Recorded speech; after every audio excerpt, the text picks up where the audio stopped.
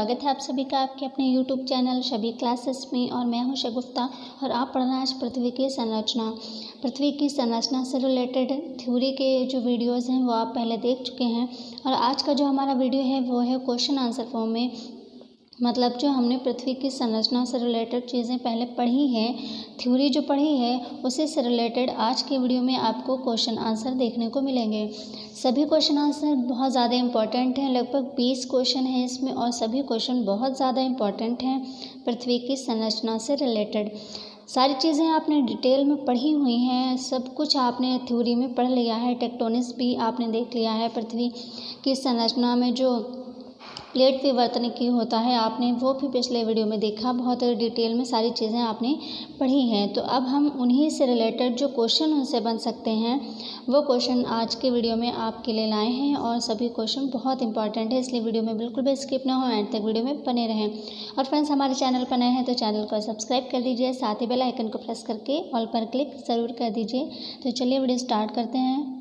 हमारा पहला क्वेश्चन है, पृथ्वी की आंतरिक संरचना के संबंध में सर्वाधिक महत्वपूर्ण जानकारी का स्रोत क्या है। यानी अगर पृथ्वी की संरचना से रिलेटेड हम जानकारी प्राप्त करना चाहें तो सबसे ज़्यादा जानकारी जो है, सबसे अधिक जानकारी किस स्रोत से हमें प्राप्त हो सकती है। जो मतलब जैसे 4 ऑप्शन दिए हुए हैं, प्राकृतिक साधन है, भूकंप विज्ञान है, ज्वालामुखी है, या इनमें से कोई नहीं। तो हम कौन से साधन से जानकारी अगर लें तो पृथ्वी की संरचना से रिलेटेड हमको सबसे अधिक जानकारी मिल सकती है, तो वह है भूकंप विज्ञान। यानी बी ऑप्शन इसका सही होगा, भूकंप विज्ञान। क्योंकि भूकंप विज्ञान से जो भूकंप विज्ञान है उससे जो पृथ्वी की संरचना से रिलेटेड बहुत सारी जानकारियाँ प्राप्त हो जाती हैं। जैसे प्लेट्स वगैरह जो होती हैं, पृथ्वी के अंदर परतें होती हैं, उनके बारे में, जो प्लेट्स होती हैं उनके बारे में, जो तरंगे होती हैं, पी तरंगे, एस तरंगे, एल तरंगे, जो उन सभी के बारे में और बहुत सारी चीज़ों के बारे में हमें जानकारी प्राप्त होती है भूकंप विज्ञान से। अच्छा, जो भूकंप होते हैं इसकी तीव्रता किससे मापते हैं? रिक्टर स्केल से मापते हैं। रिक्टर स्केल इसका आविष्कार किया है चार्ल्स रिक्टर ने, उन्हीं के नाम पर इसका नाम रिक्टर स्केल पड़ा है। और रिक्टर स्केल पर 0 से 9 तक के अंक होते हैं। रिक्टर स्केल पर 0 से लेकर 9 तक के अंक होते हैं, इससे भूकंप की तीव्रता मापी जाती है। लेकिन जो भूकंप मापी यंत्र होता है उसको क्या कहते हैं? ये पिछले किसी टीईटी के एग्ज़ाम्स में ये क्वेश्चन पूछा गया है कि भूकंप मापी यंत्र को क्या कहते हैं, या भूकंप मापने के यंत्र को क्या कहते हैं? तो सीस्मोग्राफ कहते हैं। ये पिछले किसी टीईटी के एग्ज़ाम्स में भी पूछा गया है। तो भूकंप विज्ञान के अंतर्गत ही ये सारी चीज़ें आती हैं। ये सभी जान लें आप, क्योंकि एग्ज़ाम्स में पूछा जा सकता है कि रिक्टर स्केल का आविष्कार किसने किया? चार्ल्स रिक्टर ने किया। इस पर 0 से 9 तक के अंक होते हैं जिससे भूकंप की तीव्रता मापी जाती है। और भूकंप मापी यंत्र को सीस्मोग्राफ कहते हैं, ये भी ध्यान रखें क्योंकि ये पिछले टेट के एग्ज़ाम्स में पूछा गया है। तो भूकंप मापी यंत्र को सेस्मोग्राफ कहते हैं। और दूसरी चीज़ ये है कि भूकंप जहाँ उत्पन्न होता है, मतलब भूकंप आता है तो उसका एक केंद्र होता है, जहाँ से प्रारंभ होता है भूकंप उत्पन्न होने का जो प्रारंभिक बिंदु है उसको भूकंप का केंद्र कहते हैं, या फिर हाइपोसेंटर कहते हैं। ठीक है, केंद्र के नाम से तो सभी को पता होगा कि उसको केंद्र कहते हैं, लेकिन एग्ज़ाम्स में अगर हाइपोसेंटर ऑप्शन में दिया है तो आप हाइपोसेंटर करें, अगर केंद्र नहीं दिया है तो। ठीक है, क्योंकि एग्ज़ाम्स में इस तरह से पूछते हैं कि बिल्कुल अलग ही शब्द पूछते हैं, नया शब्द पूछते हैं ताकि बच्चा कंफ्यूज हो। ठीक है, तो भूकंप उत्पन्न जहाँ से होता है, जो उसका प्रारंभिक बिंदु होता है उसको केंद्र कहते हैं, भूकंप का केंद्र कहते हैं, सभी को पता है। लेकिन उसको विज्ञान भाषा में क्या कहते हैं? हाइपोसेंटर कहते हैं। ठीक है, तो ये ध्यान रखें, हाइपोसेंटर कहते हैं। तो भूकंप से रिलेटेड ये जो 2-3 चीज़ें हैं इसको ध्यान रखें, क्योंकि ये पिछले टेट के एग्ज़ाम्स में एक बार पूछा भी गया है, तो पूछ सकते हैं। ठीक है, तो इसको ध्यान रखें। तो इसका हमारा इसका जो पृथ्वी की आंतरिक संरचना है इसका संबंध में सर्वाधिक महत्वपूर्ण जानकारी का स्रोत क्या है? भूकंप विज्ञान है। ये इसका बी ऑप्शन सही हो जाएगा। नेक्स्ट है, सियाल, सीमा और नीफे के रूप में भूगर्भ का विभाजन किसके द्वारा किया गया है? कौन से वैज्ञानिक के द्वारा ये सियाल, सीमा और नीफे के रूप में पृथ्वी का विभाजन किया गया है? वैन के द्वारा, डेली के द्वारा, स्वेस के द्वारा, या जोली के द्वारा? किसके द्वारा किया गया है? जो पृथ्वी की परतें हैं, जैसे कि जो क्रस्ट है, मेंटल है, क्रोड है, तो उनको भी परतों में डिवाइड किया गया है। जैसे क्रस्ट को 2 भागों में, सियाल और सीमा में डिवाइड किया गया है, और क्रोड को नीफे के रूप में डिवाइड किया है। तो किसने किया है ये, कौन से वैज्ञानिक ने किया है, तो वो किया है स्वेस ने। पहले ही वीडियो में मैंने बताया हुआ कि पृथ्वी की संरचना से रिलेटेड स्वेस जो वैज्ञानिक हैं वो इम्पॉर्टेंट हैं, तो इनको ध्यान रखें। तो सियाल, सीमा और नीफे के रूप में भूगर्भ का विभाजन किसके द्वारा किया गया है, वो किया गया है स्वेस के द्वारा। और जो क्रस्ट होती है यानी भूपरपट्टी होती है, उसके दो भागों में दो परतें उसकी हैं, सियाल और सीमा। और क्रोड क्या है, क्रोड की एक परत जो है वो है नीफे, इसको ध्यान रखें। नेक्स्ट है पृथ्वी के धरातल से केंद्र की ओर, पृथ्वी के धरातल से केंद्र की ओर निम्नलिखित का सही क्रम क्या होगा, सीमा, सियाल, नीफे, इनका सही क्रम क्या होगा कि पहले सीमा होगी, सियाल होगी, फिर नीफे होगी, या फिर पहले सियाल होगी, फिर सीमा और फिर नीफे।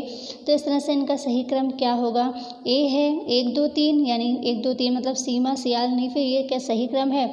दूसरा है बी पर 2 1 3, यानी 2 पहले आएगा, 1 यानी सियाल, सीमा, फिर नीफे। या फिर सी होगा 1 3 2, 1 3 2 यानी सीमा, नीफे, सियाल, ये क्या होगा इसका सही क्रम। तो पिछले ही वीडियो में बिल्कुल आपको बताया गया है कि सबसे पहले जो भूपरपट्टी है, क्रस्ट है, उसकी दो परतें हैं, सियाल और सीमा। फिर क्रोड सबसे नीचे है और उसकी परत है नीफे। तो इसका मतलब है नीफे सबसे निचली परत है और सबसे ऊपरी परत है सियाल। सबसे ऊपरी परत है सियाल, फिर बीच की परत है सीमा और फिर नीफे, यानी सियाल पहले आएगा, फिर सीमा आएगा और फिर नीफे आएगा, यानी बी ऑप्शन इसका सही हो जाएगा। 2 1 3, 2 पहले 2 नंबर वाला आएगा यानी सियाल, फिर सीमा और फिर नीफे। ठीक है, तो सियाल, सीमा, नीफे, ये क्रम आप याद रखें इसको, कि इसका कैसे भी पूछा जाए तो आप इसका बता पाएँ। सियाल, सीमा, नीफे, सबसे पहले सियाल आता है, फिर सीमा आता है और फिर नीफे आता है। और इसके पदार्थ भी आप जान लें। सियाल में सिलिकॉन और एल्युमिनियम का अधिकता होती है। सियाल जो परत है उसमें सिलिकॉन और एल्युमिनियम की अधिकता होती है। सीमा में सिलिकॉन और मैग्नीशियम की अधिकता होती है। और नीफे में निकेल और लोहे की अधिकता होती है, ये भी आप ध्यान रखें। नेक्स्ट क्वेश्चन है भूपृष्ठ की किस परत में बेसाल्ट चट्टानों की अधिकता है। भूपृष्ठ की किस परत में बेसाल्ट चट्टानें जो हैं उनकी अधिकता है। सियाल में, सीमा में, नीफे में, या किसी में नहीं, तो किस में है, सीमा में है। वो बेसाल्ट चट्टानों की अधिकता किस में है, सीमा में है। सीमा जो परत है इसमें बेसाल्ट जो चट्टानें हैं उनकी अधिकता है। जैसे ग्रेनाइट चट्टानें होती हैं, बेसाल्ट होती हैं, परतदार होती हैं। तो ये सीमा जो परत है यानी बीच वाली जो परत है इसमें बेसाल्ट चट्टानों की अधिकता है, ये ध्यान रखें। नेक्स्ट है निम्नलिखित में से कौन सा कथन सत्य है।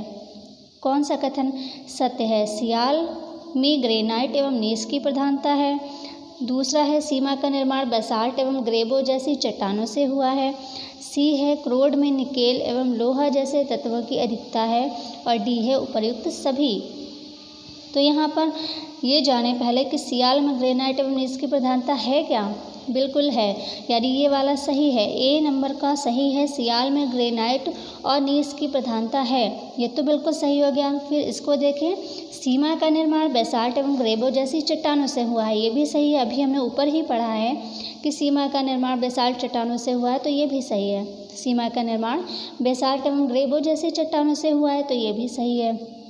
सी है क्रोड में निकेल एवं लोहा जैसे तत्वों की अधिकता है, ये भी सही है, क्योंकि क्रोड में ही नीफे है। नीफे जो परत है वो क्रोड में है और नीफे निकेल एवं लोहा से बनी हुई है, यानी Ni और F बनी हुई है Fi से, तो Fe से बनी हुई है। तो क्रोड में निकेल एवं लोहा की जो प्रधानता है, तो ये तीनों ही सही हैं। इसका मतलब ऑप्शन क्या होगा सही, उपर्युक्त सभी। ये वाला ऑप्शन सही हो जाएगा, उपयुक्त सभी, यानी निम्नलिखित में कौन सा कथन सत्य है, तो ये तीनों ही कथन सत्य हैं। तो आप इसका स्क्रीनशॉट चाहें तो ले लें, ये तीनों ही कथन सत्य हैं। नेक्स्ट है पृथ्वी के किस भाग में निकेल एवं लोहा की प्रधानता, बिल्कुल सेम अभी ऊपर ही पढ़ा है हमने। पृथ्वी के किस भाग में निकेल एवं लोहा की प्रधानता है, तो निकेल एवं लोहा यानी Ni और Fe की प्रधानता किस में है, वो है नीफे में, तभी तो नीफे लिखा है। Ni और Fe यानी निकेल और लोहा की प्रधानता है किस में है, नीफे में है, ये ध्यान रखें। सियाल सीमा जो नीफे है यानी क्रोड में होती है नीफे, उसमें है। नेक्स्ट देखें, पृथ्वी की सबसे ऊपरी परत के लिए सर्वप्रथम सियाल शब्द का प्रयोग किसने किया। वही है कि परतों में डिवाइड किसने किया, कौन से वैज्ञानिक ने किया, अभी ऊपर ही हमने पढ़ा है। तो पृथ्वी की सबसे ऊपरी परत के लिए सर्वप्रथम सियाल शब्द का प्रयोग किसने किया, होम्स ने किया, स्वेस ने किया या जेफरेस ने किया या फिर डेली ने किया। तो किसने किया है, वो किया है स्वेस ने। इन्होंने ही परतों में डिवाइड किया है और इन्होंने ही सबसे पहले सियाल शब्द दिया है पृथ्वी की ऊपरी परत के लिए, किसने, स्वेस ने। ध्यान रखें इसको। नेक्स्ट है पृथ्वी की 3 सकेंद्रीय परतों में ऊपर से दूसरी परत जो है वो कौन सी है। पृथ्वी की जो 3 सकेंद्रीय परतें हैं यानी सियाल, सीमा, निफे, ठीक है, 3 परतें हैं, उनमें ऊपर से दूसरी परत कौन सी है। अगर आपको क्रम याद है तो आप बता पाएंगे कि ऊपर से दूसरी परत कौन सी है। सबसे पहले आती है सियाल, फिर सीमा, फिर निफे। तो ऊपर से दूसरी परत कौन सी हो गई, सीमा हो गई। यानी सीमा जो है ये ऊपर से दूसरी परत है यानी बीच वाली परत है। सबसे पहले आती है सियाल, फिर सीमा और सबसे नीचे है निफे, ठीक है। तो ऊपर से दूसरी परत कौन सी हो गई, सीमा हो गई। नेक्स्ट देखें, पृथ्वी के केंद्र में पाया जाने वाला चुंबकीय पदार्थ कौन सा है, ग्रेनाइट, बेसाल्ट, निकेल या डायोराइट। पृथ्वी के केंद्र में पाया जाने वाला चुंबकीय पदार्थ कौन सा है, वो है निकेल, ठीक है। निकेल जो है ये पृथ्वी के केंद्र में पाया जाता है।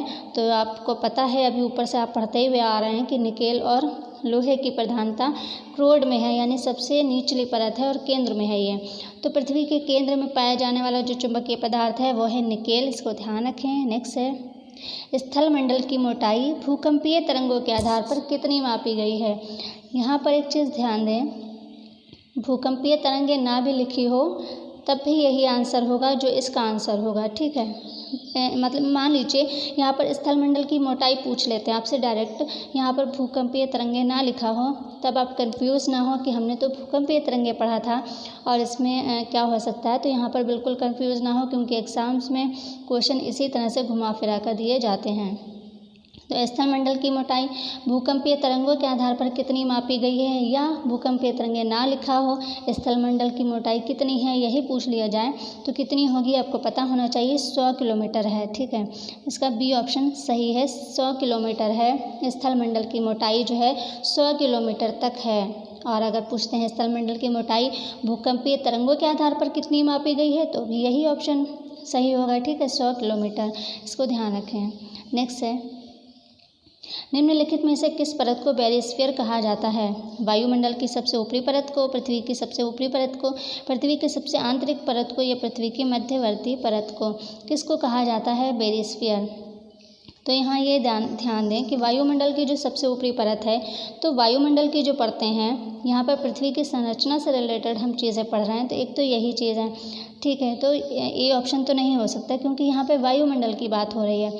वायुमंडल की जो परतें हैं जैसे मीसोस्फीयर है, ट्रोपोस्फीयर है, ये सभी चीज़ें आप जो हैं पिछले वीडियो में पढ़ चुके हैं। बहुत पहले आपका लगभग 3-4 महीने पहले आपका एक वीडियो अपलोड हुआ है, उसमें आप डिटेल में सारी पढ़ चुके हैं परतें, मीसोस्फीयर, ट्रोपोस्फीयर, सबसे निचली परत क्या है, उसमें क्या होता है, मेघों का गर्जन, बारिश होना, बिजली का चमकना किस परत में होता है, सारी चीज़ें आप उसमें पढ़ चुके हैं। तो इसमें यहाँ पर वायुमंडल की बात हो ही नहीं रही, तो इसका मतलब ये ऑप्शन नहीं है, ठीक है।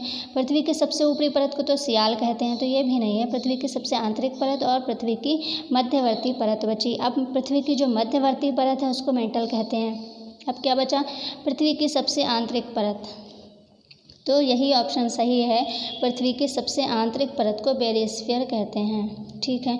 पृथ्वी की सबसे आंतरिक परत को बैरिस्फीयर कहते हैं, ये ध्यान रखें। बैरिस्फीयर किसको कहते हैं, पृथ्वी की आंतरिक परत जो है सबसे आंतरिक परत उसको बैरिस्फीयर कहते हैं। नेक्स्ट देखें, धरातल से भूगर्भ की ओर जाने पर गहराई के साथ तापमान वृद्धि की दर क्या है। धरातल से जब हम जितना नीचे जाते जाएंगे तो तापमान वृद्धि में कितनी वृद्धि होगी ये पूछा जा रहा है। तो ए ऑप्शन है 1 डिग्री सेल्सियस प्रति 165 मीटर। दूसरा है 1 डिग्री सेल्सियस प्रति 165 फीट। फिर तीसरा है 1 डिग्री सेल्सियस प्रति 32 मीटर। तो आपको पता होना चाहिए कि जो पृथ्वी की जब हम जितनी गहराई में जाएंगे, जितना भी हम गहराई में जाएंगे तो हम प्रति 32 मीटर की उस पर जो है 1 डिग्री सेल्सियस जो है तापमान बढ़ जाता है। प्रति 32 मीटर यहाँ पर याद रखना है, 32 फीट नहीं, ठीक है। अगर यहाँ पर फीट लिखा है तो वो नहीं होगा, इसलिए मीटर को बहुत अच्छे से ध्यान रखें कि फीट नहीं होना चाहिए, मीटर होना चाहिए। तो ये ऑप्शन सही है, ठीक है। तो जब हम धरातल से भूगर्भ की ओर जाएंगे, यानी जितनी हम गहराई में जाएंगे, तो प्रति 32 मीटर, ये ध्यान रखें, प्रति 32 मीटर की गहराई पर तापमान 1 डिग्री सेल्सियस जो है वो बढ़ जाता है। तापमान 1 डिग्री सेल्सियस जो है वृद्धि होती है, घटता नहीं है। यहाँ पर यह भी ध्यान रखें कि वृद्धि होती है, कमी नहीं होती, ठीक है। तापमान में वृद्धि होती है प्रति 32 मीटर की गहराई पर। यहाँ पर मीटर बहुत अच्छे से ध्यान रखें, फीट नहीं करना है, ठीक है। नेक्स्ट देखें, भूगर्भ का विभाजन भूपटल, मेंटल और कोर में किसने किया है। यहाँ पर देखें, ऊपर जो हमने पढ़ा है वो परतों के उसमें पढ़ा है कि किसने किया है, जैसे सियाल, सीमा, नीफे, इन परतों में किसने किया है, तो वो सुएज ने किया है, ठीक है। यहाँ पर बात हो रही जो मेन 3 परतें हैं पृथ्वी की, जैसे कि आपने पिछले सबसे पहले जो वीडियो है इसका, उसमें आपने पिक्चर से समझा है कि मेंटल कहाँ पर होता है, कोर कहाँ पर होता है और भूपटल क्या होता है।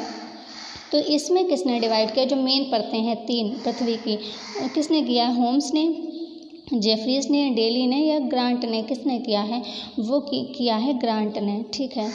भूगर्भ का विभाजन भूपटल, मेंटल और कोर में किया है ग्रांट ने, ये ध्यान रखें। यहाँ पर सुएज अगर ऑप्शन में होता है, यहाँ पर तो फिलहाल नहीं है सुएज, लेकिन अगर एग्ज़ाम्स में सुएज होता है तो आप सुएज को बिल्कुल भी ना करें। आप ये ना सोचें कि परतों में डिवाइड तो सुएज ने किया था, नहीं, सुएज ने सियाल, सीमा और नीफे के रूप में डिवाइड किया था। मेंटल, कोर और जो भूपरपट्टी है या क्रस्ट है, इसके रूप में नहीं किया था, इसके रूप में किया था ग्रांट ने, ये ध्यान रखें आप। नेक्स्ट है, महासागरीय सतह का निर्माण किस प्रकार की चट्टानों से हुआ है। तो महासागरीय जो सतह है उसका निर्माण किस प्रकार की चट्टानों से हुआ है, वो बेसाल्ट चट्टानों से हुआ है। ये ध्यान रखें आप कि महासागरीय जो सतह हैं उनका निर्माण बेसाल्ट चट्टानों से हुआ है। नेक्स्ट देखें, जो कि इम्पॉर्टेंट है, निम्न में से किसे वाइट ऑफ द अर्थ कहा जाता है।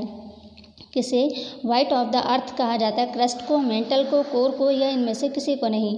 तो किसको कहा जाता है white of the earth, white of the earth कहा जाता है मेंटल को, यानी जो बीच वाली परत है। सबसे ऊपर होती है भूपरपट्टी जिसको क्रस्ट बोलते हैं, बीच वाली परत होती है मेंटल, और सबसे नीचे की परत होती है क्रोड जिसको कोर लिखते हैं इंग्लिश में, ठीक है। तो बीच वाली परत जो बीच वाली परत होती है मेंटल, उसको कहते हैं वाइट ऑफ द अर्थ, ठीक है। नेक्स्ट देखें, सर्वाधिक विनाशकारी तरंगें कौन सी हैं। तो सबसे जो विनाशकारी तरंगें होती हैं वो हम सभी ने पढ़ा हुआ एल तरंगें होती हैं। जो एल तरंगें होती हैं वो सबसे विनाशकारी होती हैं। एल तरंगें ही, यानी जिसको लंबी तरंगें बोलते हैं, एल तरंगें वो होती हैं सबसे विनाशकारी तरंगें। एस तरंगें होती हैं, पी तरंगें होती हैं, पी एस तरंगें होती हैं। तो जो सबसे विनाशकारी तरंगें कौन सी होती हैं, जो पृथ्वी के अंदर जो तरंगें उत्पन्न होती हैं उनमें सबसे विनाशकारी कौन सी होती है, यानी उन तरंगों के उत्पन्न होने से सबसे अधिक विनाश होता है, तो वो है एल तरंगें। तो इसका ऑप्शन कौन सा सही होगा, सी ऑप्शन सही होगा इसका। एल तरंगें जो हैं ये सबसे अधिक विनाशकारी होती हैं। एल तरंगें जो हैं वो क्या होती हैं, एल तरंगें, इन्हें धरातलीय या लंबी तरंगें भी कहते हैं, ठीक है। एल तरंगें जो हैं इन्हें लंबी तरंगें भी कहते हैं या धरातलीय तरंगें भी कहते हैं। और ये जो एल तरंगें होती हैं ये ठोस, द्रव और गैस तीनों माध्यमों से गुजर सकती हैं, इसलिए ये बहुत ज़्यादा विनाशकारी होती हैं। एल तरंगें विनाशकारी इसलिए होती हैं ज़्यादा क्योंकि ये तीनों ही माध्यमों से गुजर सकती हैं। ठोस, द्रव, गैस जो होता है, तीनों ही माध्यमों से ये तरंगें गुजर जाती हैं, इसलिए ये बहुत ज़्यादा विनाशकारी होती हैं। और इन्हें धरातलीय तरंगें भी कहते हैं, ये भी ध्यान रखें। और जो पी तरंगें होती हैं उनको प्राथमिक तरंगें कहते हैं, यानी प्राइमरी, पी से प्राइमरी, ठीक है, ध्यान रखें, प्राथमिक तरंगें कहते हैं। जो एस तरंगें होती हैं, ये जो है एस तरंगें, इनको गौड़ या अनुप्रस्थ तरंग कहते हैं, ये भी ध्यान रखें आप। एस तरंगें जो हैं उनको गौड़ या अनुप्रस्थ तरंग कहते हैं।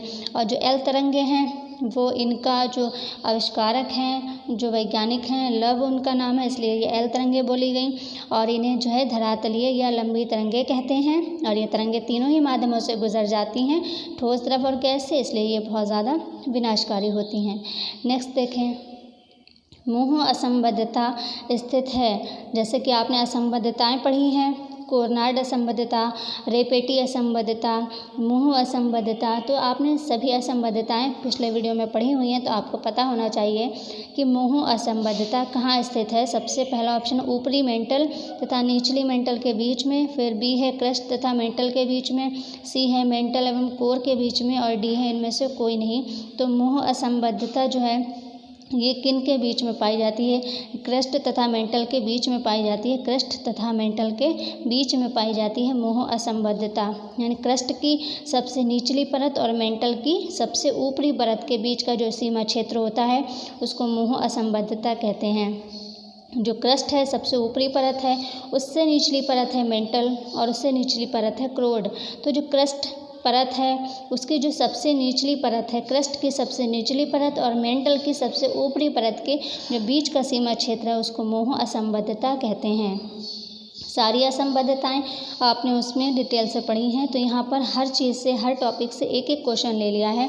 सभी से एक एक क्वेश्चन लेने का तो कोई मतलब नहीं रहेगा, क्योंकि फिर तो वही टॉपिक हो जाएगा ना पूरा, जैसे आपने थ्योरी पहले पढ़ी हुई है, सब कुछ फिर से वैसा ही हो जाएगा। इसलिए हर टॉपिक से एक एक क्वेश्चन ले लिया है मैंने, जो असंबद्धताएँ हैं उससे एक एक ले लिया है, ताकि आप जो है समझ पाएँ कि किस तरह से क्वेश्चन बनेंगे। जैसे हमने यहाँ पर मोह असंबद्धता लिया है, तो आप समझ जाएँ कि असंबद्धता से भी क्वेश्चन किस तरह से बन सकता है, तो आप उसमें से तैयार कर लें अपने, ठीक है। जैसे कि आपने कोर्नाड असंबद्धता पढ़ा हुआ है कि वो क्रस्ट से रिलेटेड है, रेपेटी असंबद्धता, मोह असंबद्धता, इसलिए तो जो मोह असंबद्धता है वो क्रस्ट तथा मेंटल के बीच का क्षेत्र है, उसको मोह असंबद्धता कहते हैं, ठीक है। नेक्स्ट देखें, भूगर्भ में तापमान वृद्धि का कारण क्या है? भूगर्भ में तापमान वृद्धि का कारण क्या है? दबाव है, या रेडियो सक्रिय पदार्थों का विखंडन है, या उपयुक्त दोनों, या इनमें से कोई नहीं।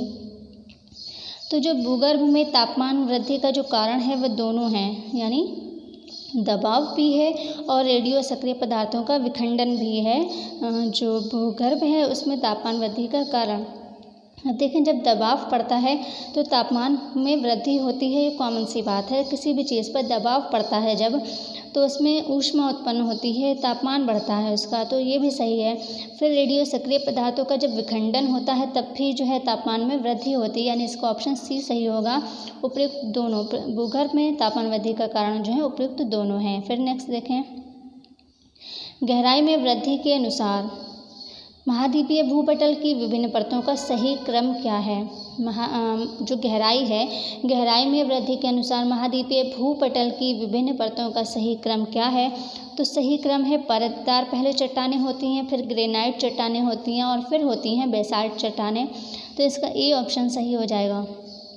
पहले होती है परतदार चट्टानें, उससे नीचे जब आप जाएंगे गहराई में तब ग्रेनाइट चट्टानें पड़ती हैं, और सबसे नीचे आप गहराई में जाएंगे तब बेसाल्ट चट्टानों की अधिकता है, यानी इसका ए ऑप्शन सही हो जाएगा। नेक्स्ट देखें, धरातल से मोह असंबद्धता की गहराई लगभग कितनी है? जो मोह असंबद्धता है, यानी जो क्रस्ट की सबसे निचली परत और मेंटल के सबसे ऊपरी परत के भी जो बीच का सीमा क्षेत्र है, यानी क्रस्ट के निचली परत और मेंटल के ऊपरी परत के जो बीच का क्षेत्र है उसको मोह असंबद्धता कहते हैं। और इसकी गहराई कितनी है, यानी मोह असंबद्धता जो है वो कितनी गहराई तक पड़ता है? 30 किलोमीटर, 100 किलोमीटर, 200 किलोमीटर या 600 किलोमीटर। तो जो मोह असंबद्धता है वो है 30 किलोमीटर तक का क्षेत्र, ठीक है। मोह असंबद्धता 30 किलोमीटर तक का क्षेत्र है, ये ध्यान रखें, ए ऑप्शन इसका सही है। 30 किलोमीटर तक का क्षेत्र है जो मोह असंबद्धता है वो। तो इस तरह से आपके क्वेश्चन बन सकते हैं पृथ्वी की संरचना से रिलेटेड। आपने सभी चीज़ें डिटेल से पिछले 2-3 जो वीडियो अपलोड हुए हैं, 3 वीडियो आई थिंक अपलोड हुए हैं थ्योरी के, तो आपने उसमें सारी चीज़ें डिटेल में पढ़ी हुई हैं। जो प्लेट टेक्टोनिक्स थ्योरी है वो भी आपने बहुत डिटेल में सब कुछ अच्छे से पढ़ा हुआ है। तो आज के वीडियो में फ़िलहाल बस इतना ही, मिलते हैं अगले वीडियो में, तब तक के लिए take care and bye bye.